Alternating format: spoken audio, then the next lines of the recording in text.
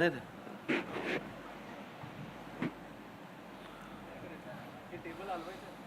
नाही कशाला काय कोणाला दिसत नाही कोणाला दिसत नाही ऐकू येते बस झालं मग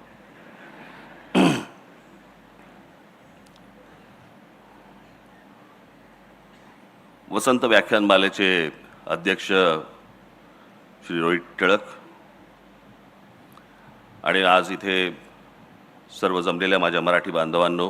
भगिनींनो आणि मातांनो आलेल्या सर्व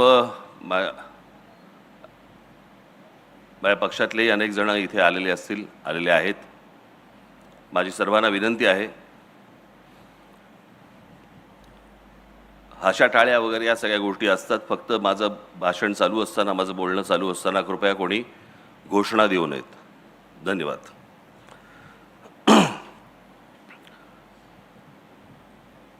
वसंत व्याख्यानमालेमधलं मला आठवतंय त्याप्रमाणे माझं हे दुसरं व्याख्यान मला का व्याख्यानाला बोलवतात मला आजपर्यंत कळलेलं नाही आहे मी भाषण करणारा माणूस आहे व्याख्यान देणं हे विचारवंतांचं काम असतं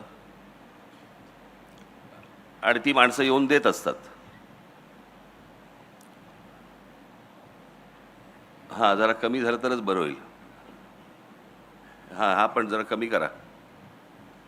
हां छान मागे जेव्हा माझं व्याख्यान झालं होतं तेव्हा मला असं वाटतं मागच्या बाहेर एक पटांगण आहे बरोबर ना त्या पटांगणामध्ये माझं व्याख्यान झालं होतं त्याला बरीच वर्ष झाली आता म्हणजे साधारणपणे एक त्याला 25-30 वर्ष झाली असतील आणि त्याच्यानंतर माझं आज इथे व्याख्यान होतंय तुमचा विश्वास बसणार नाही याची मला पूर्ण खात्री आहे परंतु काही अशी महत्त्वाची मोजकी काही भाषणं असतात माझी शिवतीर्थावरचं असेल किंवा पुण्यातलं फर्ग्युसन कॉलेजवरचं आपलं तुमच्या आईकडचं कुठचं कॉलेज ते हां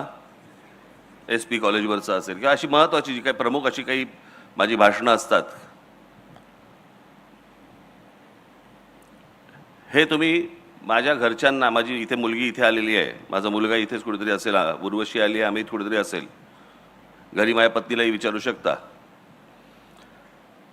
तुमचा विश्वास बसणार नाही पण माझ्या हातापायाला घाम फुटलेला असतो माझे हातपाय थंड पडलेले असतात सकाळपासून अनेक जण म्हणतात की नाही काहीतरी काय बोलतायत मी खरंच सांगतोय ज्या दिवशी माझं भाषण असतं असं काही महत्त्वाचं त्यावेळेला